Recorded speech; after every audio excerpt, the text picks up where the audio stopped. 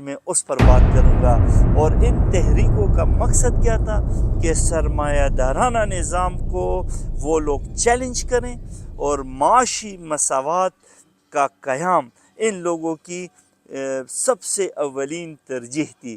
تو آج میں اس پر ولاگ بنا رہا ہوں، یقیناً آج بھی آپ مجھے دیکھ کر خوش ہوں گے، اور آپ کے نالج میں ضرور میرے ولاگ سے انشاءاللہ اضافہ ہوگا۔ تو سوشلسٹ کے بانیوں میں کارل مارکس اور فریڈرک اینزلز شامل ہیں۔ ان لوگوں نے اپنی تصنیف کمیونسٹ منشور، کمیونسٹ مینیفیسٹو میں سرمایہ داری کے خاتمے اور مزدور طبقے کی حاکمیت پر زور دیا تھا۔ مارکس نے طبقاتی جدوجہد، کلاس سٹرگل کے نظریے کو پیش کیا تھا، اور یہ بہت زیادہ دنیا میں پسند کیا گیا۔ اب اس کے مطابق